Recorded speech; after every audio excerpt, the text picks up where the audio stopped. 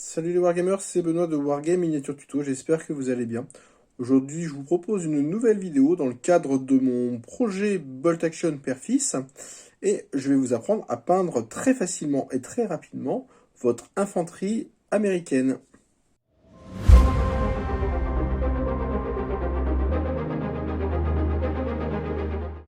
On est donc ensemble aujourd'hui à l'atelier pour que je vous apprenne à réaliser très facilement ce type de peinture qui est issu donc de la boîte US Infanterie que m'a envoyé Warlord Games dans le cadre de mon projet monter chacun une armée avec mon fils Maxime qui a 10 ans.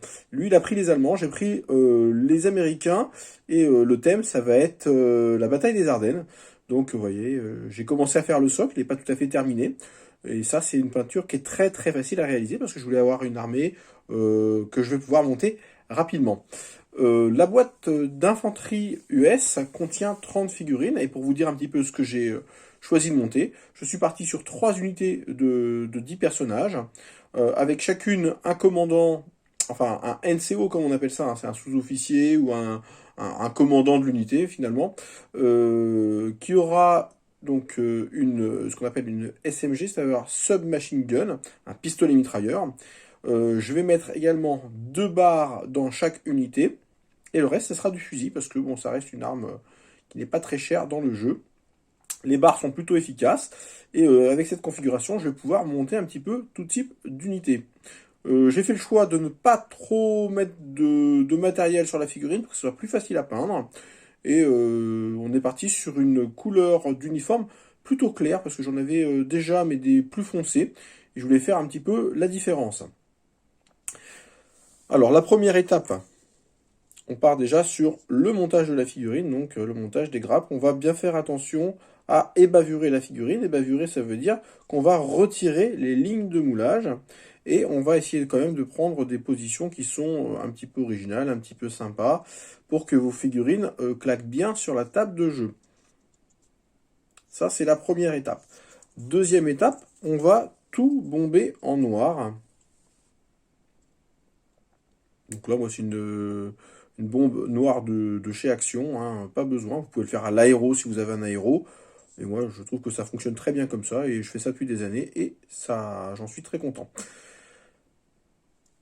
Troisième étape, on va passer un coup de brossage à sec blanc, plutôt soutenu, et très soutenu même sur les zones de visage, les zones de corps, et plutôt zénithal, c'est-à-dire qu'il sera beaucoup plus prononcé en haut qu'en bas. Moi, j'utilise un pinceau à maquillage, je trouve ça très pratique. Et ça me permet de garder des ombres, vous voyez, au niveau du cou, tout ça, c'est beaucoup plus foncé. Au niveau de l'entrejambe, là, vous voyez, c'est un peu plus foncé. Et ce qui va nous servir de base pour poser nos peintures, qui seront de la peinture contraste. Ici, c'est une technique de peinture qu'on appelle le slap shop. Alors, le nom peut parfois faire peur, mais bon, c'est plutôt simple, mais c'est très très efficace et c'est plutôt rapide. Donc c'est l'idéal si vous avez vraiment à peindre une masse de figurines. On va utiliser des pots de peinture de la marque Citadel. Et on va commencer par le plus clair. Le plus clair, bon, ça va être tout simplement déjà la veste. La veste que l'on va peindre dans une couleur qui s'appelle Skeleton Horde, que voici, que voilà.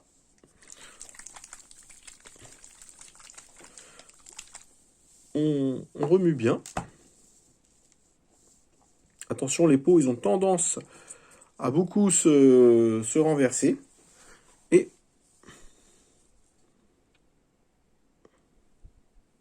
Et on va peindre toute la veste de ce personnage. Alors, de prime abord, ça couvre pas forcément. Il faut être assez généreux sur les couches que l'on va mettre. On essaye de pas trop déborder, mais même si on déborde, ce n'est pas trop grave.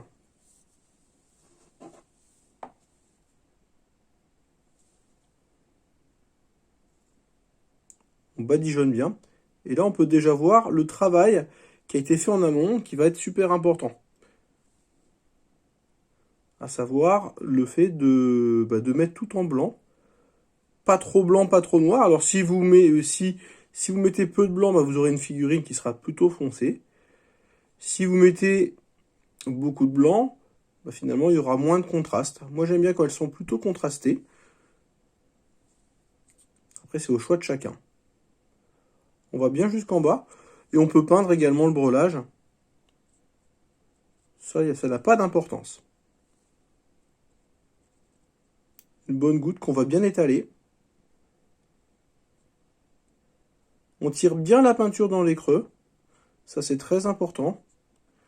Et la magie de la contraste fait que tous les petits reliefs vont apparaître.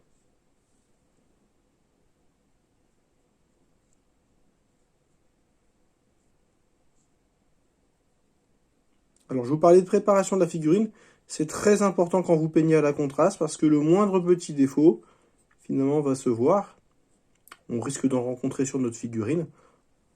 Ici, on est sur un niveau plutôt tabletop, c'est-à-dire un niveau de figurine de jeu. Mais ça peut être également une bonne base si vous voulez partir sur des peintures qui sont un peu plus complexes.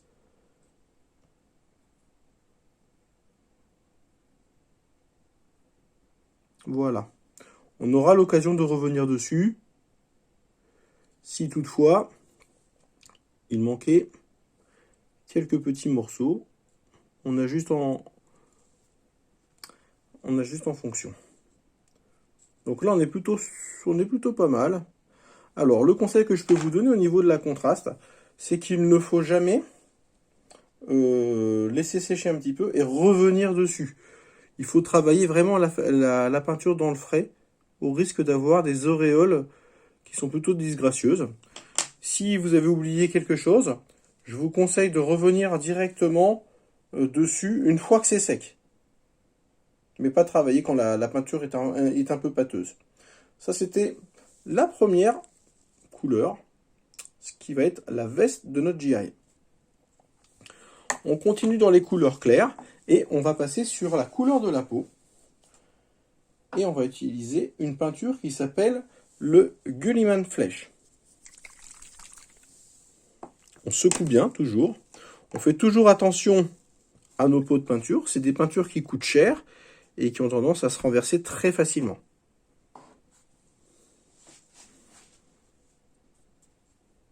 Au fur et à mesure qu'on va peindre la figurine, ça va se complexifier un petit peu.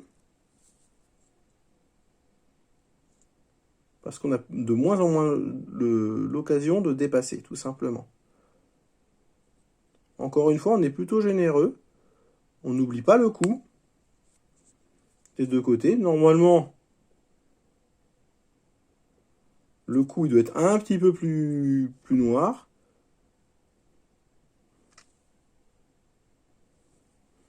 Puisque, lors de notre brossage zénital, tout début pour préparer la figurine, on a vu que les surfaces qui étaient en dessous étaient plus sombres.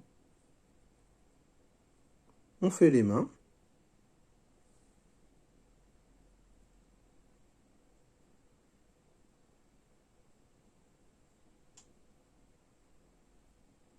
Alors, encore une fois, je vous conseille vivement de peindre vos figurines à la chaîne. C'est-à-dire qu'on ne va pas faire figurine par figurine.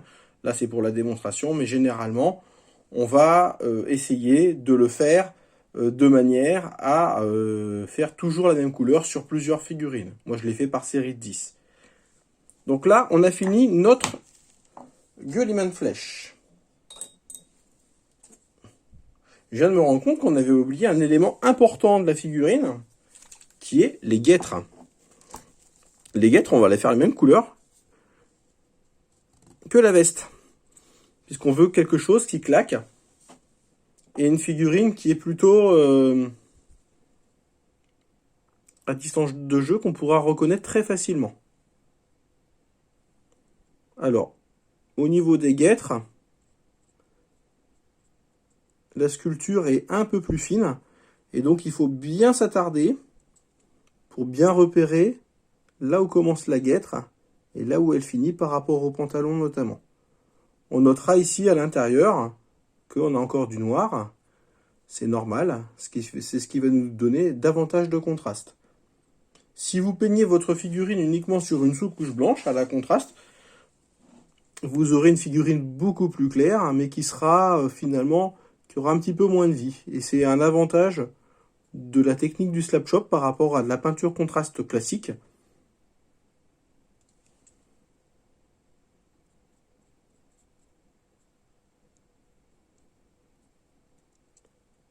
Voilà. On s'applique bien.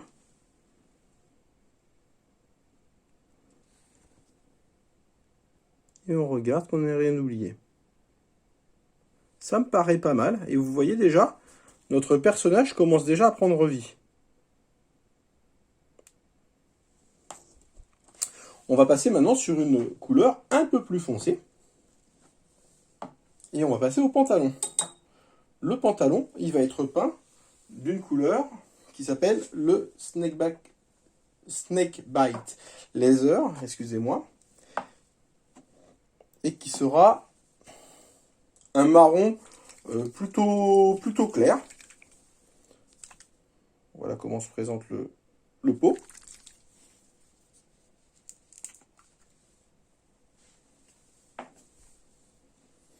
Alors si vous aimez cette technique-là, je vous conseille quand même de regarder ma vidéo sur la peinture des Bersaglieri où j'utilise uniquement cette technique de peinture et j'arrive à peindre une figurine en un quart d'heure.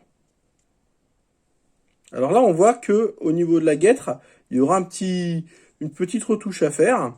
C'est l'avantage de la caméra qui grossit beaucoup.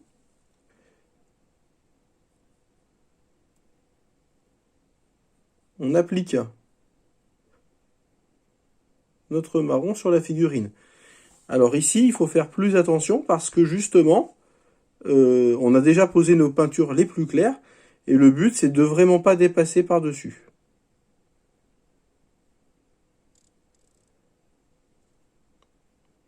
Vous voyez, je tourne un peu la figurine dans tous les sens, ce qui me permet d'accéder finalement un petit peu à tous les côtés.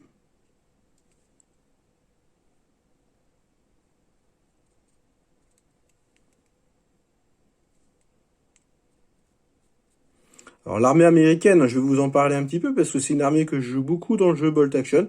C'est une armée qui est très très sympa et elle a l'avantage de pouvoir se déplacer sans avoir de malus au tir.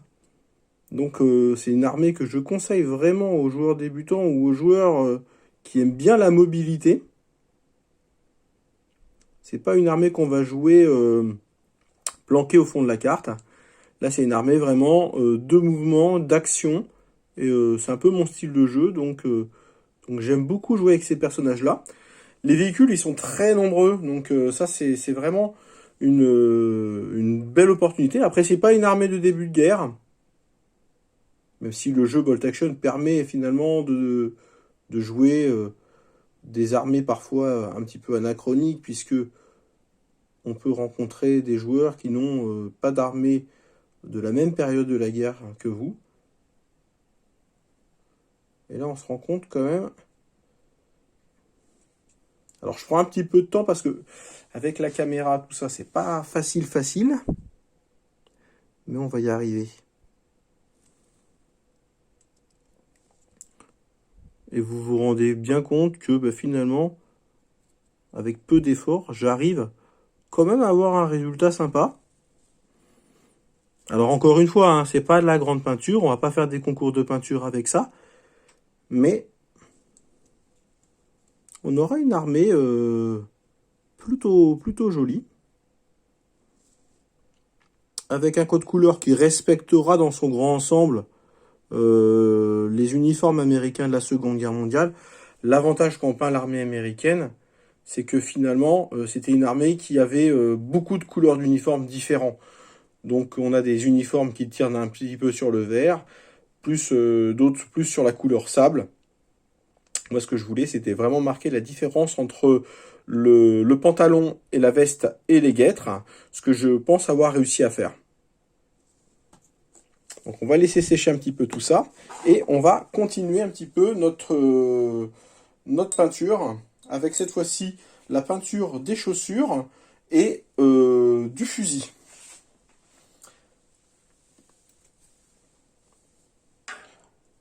On va changer de marron et on va passer sur du Gore Grunta Four. On remet toujours. Et là, ça va me demander un peu plus de précision. Donc on part du plus gros au plus petit. On va commencer par ces chaussures. Alors, on aurait pu très bien les faire en snakeback laser, mais je voulais avoir un marron un petit peu différent pour créer un petit peu de diversité sur ma figurine. Et je trouve que ce marron, il est un peu moins... il est un peu plus proche du cuir peut-être. Moi, je le trouve très sympa. Après, encore une fois, c'est une question de goût.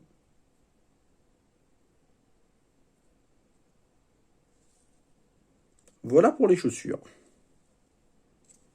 On va faire maintenant le fusil. Et comme je veux gagner du temps, je vais faire directement également cette lanière qui retient le fusil. J'aurais pu la faire d'une couleur différente, mais bon, les lanières en cuir, finalement, c'est une couleur qui est plutôt proche de celle du bois. Donc je fais la lanière et le fusil.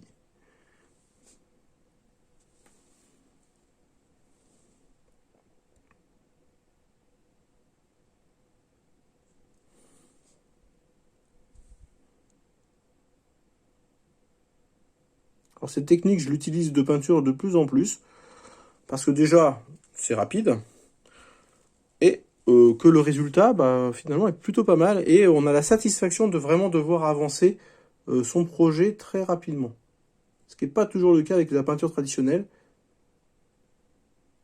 Alors on peut toujours attendre également dans cette technique-là que ça sèche. Moi, je travaille un petit peu dans le frais. Le tout, c'est de ne pas mélanger avec la couleur qu'on a déjà posée auparavant, parce que là, on risque d'avoir des mélanges qui sont plutôt disgracieux. Et voilà notre personnage. Alors là, on voit vraiment qu'il y a eu quelques petits oublis que je vais combler tout de suite. Donc déjà, un au niveau de la chaussure et cette guêtre que je vais m'empresser de corriger. Mais avant ça, je vais faire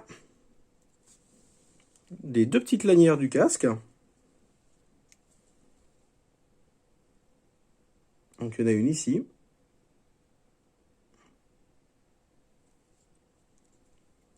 Et une seconde là.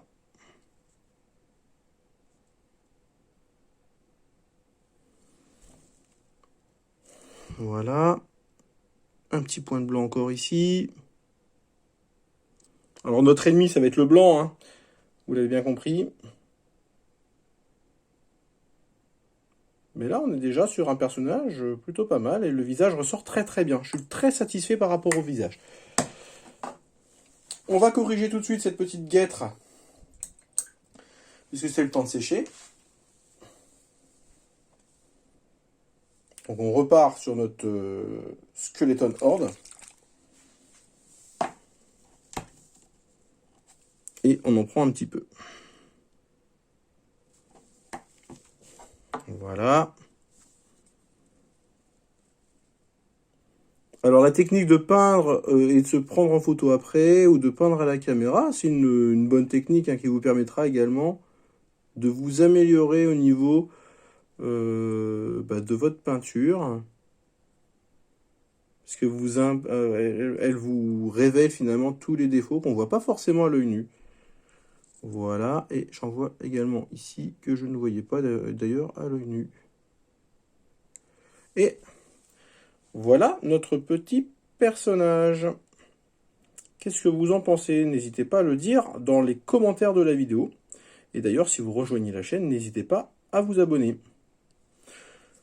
On en a fini pour la peinture contraste. Pas tout à fait, parce qu'on a une dernière couleur à poser. Alors on pourrait le faire avec du noir classique, mais bon, j'ai de la peinture contraste. On va prendre du Black Templar, et qui va nous servir à faire les parties métalliques du fusil. Ça va nous mettre une base de noir. Alors, généralement, pour la peinture contraste, on utilise un vieux pinceau. Moi, c'est mon pinceau un petit peu à tout faire, mais on fait quand même attention au matériel. Parce que la peinture contraste a quand même tendance à abîmer un petit peu, les pinceaux.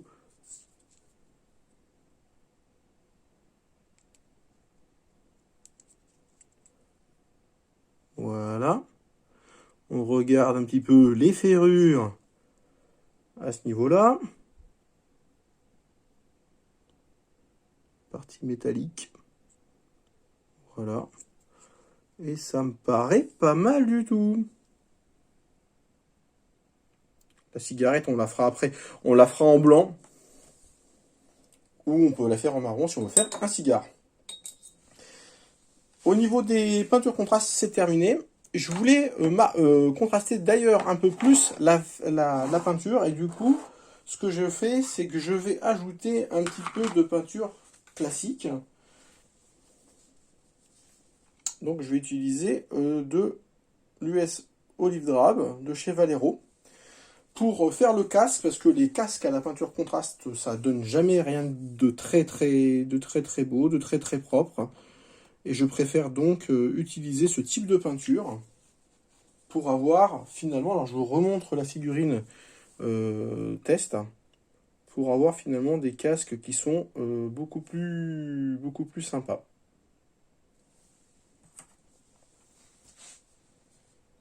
Après, si vous voulez tenter l'aventure de la peinture contraste sur les casques,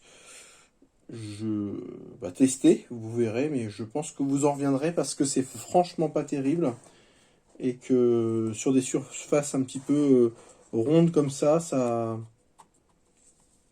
donne rien de bien. Alors, on prend notre figurine. Alors ici, il a un léger filet.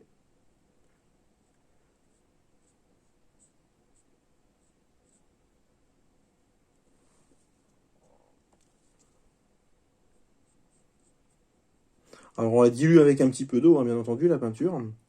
On ne voit pas, mais c'est hors champ de caméra. Pour ma part, j'utilise une palette sèche plutôt qu'une palette humide, mais ça marche également très bien avec une palette humide. Voilà. Et comme je suis un maniaque, je vais faire le dessous de casque également. Et ça nous donne ce petit bonhomme déjà quasiment tout fait. Vous voyez, on est à 20 minutes de vidéo. On se retrouve déjà avec un bonhomme déjà tout fait. On va lui faire son brelage également de la même couleur.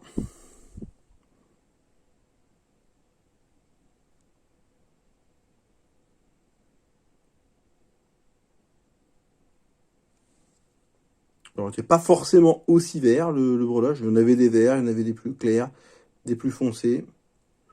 Moi, ce que je veux, c'est des figurines qui, à distance de jeu, se repèrent bien. Ici, on est sur une pose de figurine plutôt sympa en plus, avec un personnage qui n'est pas dans une allure très guerrière. Plutôt le planton, comme on dit.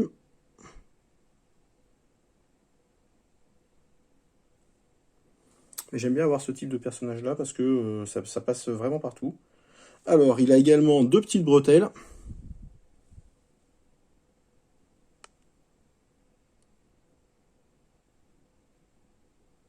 Une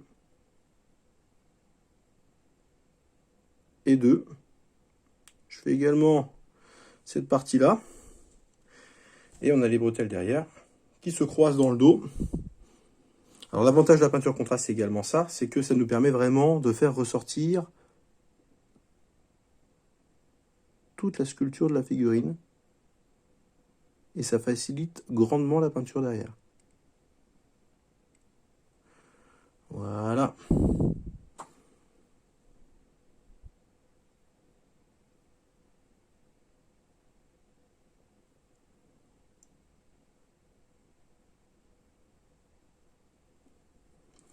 Et voilà. Et là, on est sur un modèle quasiment terminé. Vraiment, le visage, j'aime beaucoup les visages de Warlord Games. Hein. Un peu caricaturaux et plutôt sympa. Donc là, on va attendre que ça sèche 2 secondes et on va en profiter pendant ce temps-là pour faire le métal de notre arme. Parce que là, pour l'instant, l'arme est noire. On va faire des armes qui sont plutôt sombres. Et je vais vous donner une petite astuce pour faire le métal de l'arme. Je n'utilise pas de peinture de grande marque, j'utilise de la PBO métallique. Et j'en mets quelques petites gouttes sur mon pinceau. Je vais utiliser d'ailleurs un autre pinceau. Ce sera beaucoup plus simple.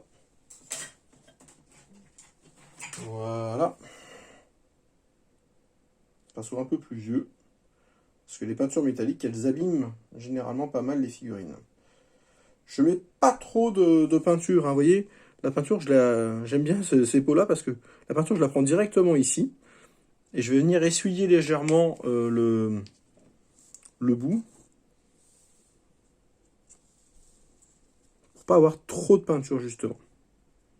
Alors, notre petit personnage, il est là. Et par petites touches, je vais donner un petit peu de brillance